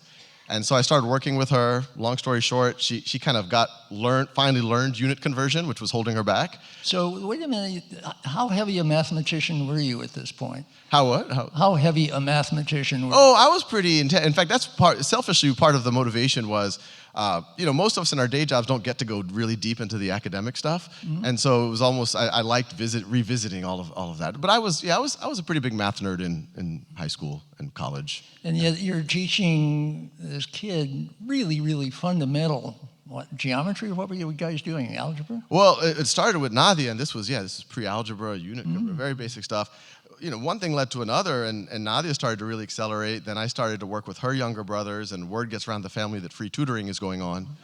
And before I know it, it's 10 to 15 cousins, family, friends, every day after work. And I would just, my wife's here, I would just come home. I was like, oh, I got calls to do. And it was really and the first Khan Academy was, I started with the software. I was like, oh, my cousins all need more practice. And I saw that they had gaps in their knowledge. And I was showing this off at a dinner party in San Mateo. And the host of the party, I'd give him credit, Zulfikar Ramzan, he said, this is all cool, Sal, but how are you scaling up your lessons? And I said, oh, I'm not. And he said, well, why don't you record them as videos and put them up on YouTube? I immediately thought that was a horrible idea. I said, YouTube's for cats playing piano. It's not for serious mathematics. And the cats do not learn from other cats playing piano. Apparently they do. Apparently it has to start somewhere. But yeah, and that first content I put out there, I would tell my cousins like, hey, this is there for you. Watch it ahead of time. That way when we get on the phone, we can dig deeper. And they somewhat backhandedly told me after a couple of months that they liked me better on YouTube than in person.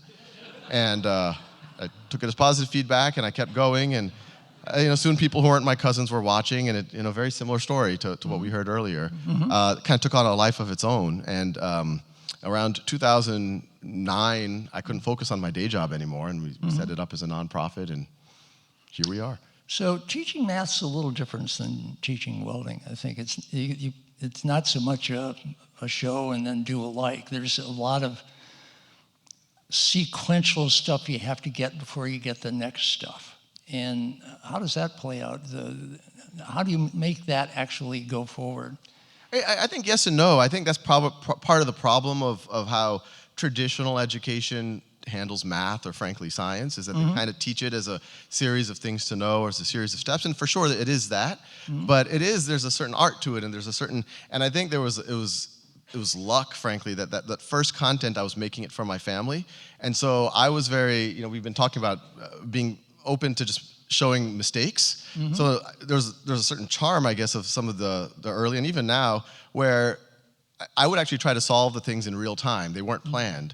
And so you see me go down a path and say, oh, wait, that's not exactly right. Or I made a little error. And I get all sorts of letters from people, now some people who are adults, saying, that was the first time that my anxiety went away, because I realized that it's okay to make, because when you go to class, it's just, everyone, the teacher does it like it's obvious that you just would immediately do those steps, where it's not. Even someone who knows what, you kind of stumble around a little bit, make a careless mistake, but then you fix it, you laugh at yourself. So I think I think there, like welding or almost anything, there's a art to it. There's a little bit of a, hey, when this doesn't work, try this type of thing. So, one of the inversions that occurred that is, I think, quite profound is you went to class to see lectures, and then you went home and did homework, and all by yourself, or maybe with a sibling or something, if you were lucky. And what you did is basically arrange it so that the kids go home and see your lectures, and then they come back to class, and how does that work? What do they do back in class? Yeah, and this wasn't my idea. This is, teachers started emailing me and saying, hey, that was a really good, or a respectable thing, explanation of photosynthesis, and now the kids can get practice. So I don't use my valuable class time for that anymore, for just information dissemination. Right. I could use that for more human interactions. And that's when a light bulb kind of went on in my head. It's like, gee, you could rethink everything. You don't have to have kids all tracked by similar age or similar perceived ability. You don't have to have every kid work in lockstep. It started to dawn on many of us that, and the Benjamin Bloom wrote tons about mastery learning, but it was just never practical for everyone to learn at their own time and pace. But now it was. Now the tools are there, not just Khan Academy, but the MOOCs, everything on YouTube.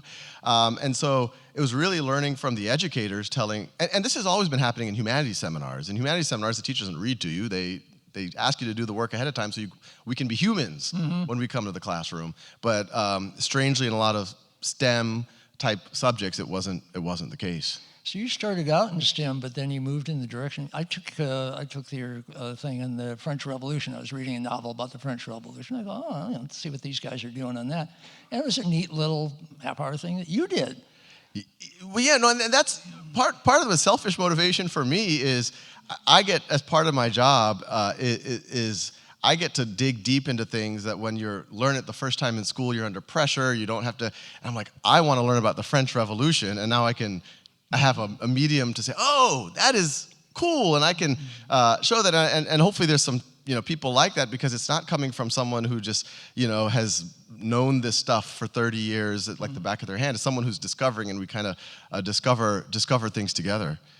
One of the things that was sort of a surprise for me in education. So prep school and Stanford and undergraduate and all of that, and then I was supposed to go on to graduate school in biology because I did okay in biology. And then, but I'd been at ROTC, so there was going to be active duty as an Army officer. And I could have cut that short and gone ahead with some kind of doc and postdoc and all that stuff, but I really didn't want to. And so I did 2 years in the Army active duty where I learned about training. And training blew my mind. It was this, total equality of outcome situation where you will jump out of an airplane 5 times at the end of this airborne training course. Whether you like it or not, whether you do the homework or not, that's what's going to happen. And that insistence on outcome, and then just the forcing of it. And I saw the quality of teaching, often by black sergeants, of just things like how to how to do a parachute landing fall and things like that, was just outstanding. It was they'd done it a million times, and you could say, well, they're really tired of it. No, they're really good at it. And the training just knocked me out. It was the most important thing, many important things I think I learned in the military, is that kind of focus on just getting it right is an amazing thing to impart. Is that part of what is going on with your courses, do you think? Yeah, the central thesis is, right now we're living in a world, if I asked any of us, what percentage of the population you think is capable of contributing to cancer research or starting the next Google or writing the next novel, most of us will say, oh, well, today it's 1% maybe with the great education system it's 5%, but I think that's because we have some blinders on what's possible. It's based on our experiences where we would go through the system, working in lockstep. We're all accumulating these little Swiss cheese gaps because we're all being pushed along at the same rate. And at some point, we see a lot of kids hit a wall in algebra class, not because they're not bright, not because algebra is difficult, it's because they had some gaps in unit conversion. Or calculus was my wall. Calculus is the wall, and it's usually gaps in algebra, and you don't even know it, or physics, and it's gaps in calculus. We are seeing more and more that if these kids can fill in these gaps, that's what's keeping. So I'm starting to get more and more convinced it's not just 5% or 10% who can do these, kind of be members of the creative class, so to speak, but I think it'll be 40 or 50 or 60 or maybe 100%. And it's almost an imperative that it does get to that world because, we see what's happening with automation and the need for physical labor as much in a lot of industries, or even information processing. I kind of imagine we need to go to the Star Trek reality where everyone is a explorer, a researcher, a scientist, an artist of some kind. How soon, please? Yeah, it's happening faster than I would have predicted, and that kind of leads to a question for you. What would the Stewart of 1968 be thinking of the world today? What is beyond 1968 Stewart's expectations, and what is a disappointment for 1968 Stewart? Disappointed we don't have space colonies yet. Jeff Bezos is working on that one. I'm glad to see it.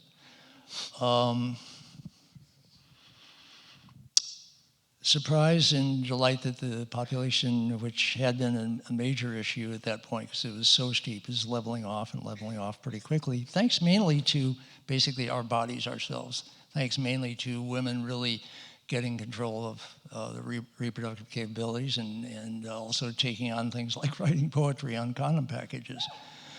How can you resist that? I would be grieved at finding out how many populations of wild species are in trouble. They're not going extinct all that rapidly, at least not on continents or in the ocean, but they are on islands. But just that especially the megafauna keep going down, and my special personal project is to try to help bring all the megafauna back so that the whole world looks like it used to look like, which is it looked like Africa. There was all these big creatures going around. And we've had some successes. So it looked like the California mountain lion, the cougars, were going to be gone. They were bounty hunted and they were headed out. They're totally back now. And they hardly kill people at all, unexpectedly. They're not vengeful. They're just careful, and maybe because they were hunted for a long time. So there's a negotiation going on with nature that would need a lot more STEM knowledge to really carry through, I think. But that negotiation is taking longer than I expected, And taking on climate with the level of seriousness that it needs to be addressed has taken much longer than I expected. But in '68, hey, remember, I was, 29-year-old, I didn't know squat. And one of the reasons I did the Whole Earth Catalog was to, maybe the way you sort of did some of these courses to learn about them, was to, I was saying I'm going to help the people doing communes figure out how to do all these basics they care about. They didn't know how refrigerators work. They thought you could grow a garden by just sticking a stick in the ground and throwing seeds at it. And got over that in one season, and then either gave up or they actually learned how to do it. Well, I was one of those people who wanted to learn all that stuff. And so the access to tools and skills was my own desire to learn those things. But, 29-year-olds have a intense, short view of the world. And one of the great things about us getting more older people around, and you'll discover this as you get older, is your range of not only personal experience expands, but your sense of participation in history expands forward and back. And the more back, the more forward in a way. And then you start to get comfortable in the long story. And that's sort of what I impart these days. Does that make sense? No, absolutely. And what do you think if, I'll focus more on 1968 Stewart, if 1968 Stewart were transported today, if he or she were sitting in the audience right now, what do you think they would be focusing their energy on for the whole Earth? Well, if I was any good and was still interested in biology, I'd be probably looking at microbial ecology. And Edward O. Wilson gave that answer in his wonderful book, Naturalist, about his history as a scientist. It's one of the best sort of personal biographies of a scientist. And why is that? Do you see there as kind of a way to feed the planet that way, a way to energies? What is the... Microbial ecology is most of life on Earth and in our own bodies, for that matter. And it was a black box when I was a biologist in the 50s. The soil was a black box. And basically everything that was very small was a black box. They were just starting to learn about DNA at that point. But now these things are becoming transparent. And with metagenomics, the ability to sample any body of water and find out not only who's alive in it, but everybody who lives upstream and things like this. And then get a sense of the genetic variability in any given species population. I was studying population biology, but we were doing it with less than one eye compared to what you really need to know. So the lore density is coming on. And I think we're still catching up with that density, which is an interesting situation for us, I think. And I see that we're getting right up to 9 o'clock. Do we have a last word or two you'd like to impart? No, I just think the tradition that you started or part of, I think it's only going to accelerate. And there's a lot of things to be a little bit wary of in the world today. But I think net, there's just a lot of things that folks that are in front of us, as I mentioned earlier, YouTube is in front of, but how big of a deal it's going to be. And I think we are, over the next 20 or 30 years, not just education being available, but this idea of unlocking this potential, which is going to accelerate everything, hopefully in a positive way. What about yourself? You're here. Let's accelerate in a positive way. Let's get all the speakers back up here. Take a big old bow.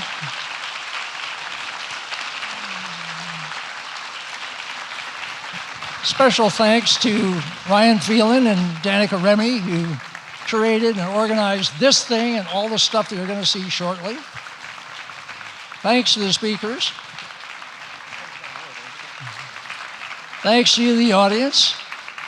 And thanks to the many in the audience and in the next room and who are not able to be here, who made 30 plus years of whole earthness happen. Thank you to all of them, and thank you to you.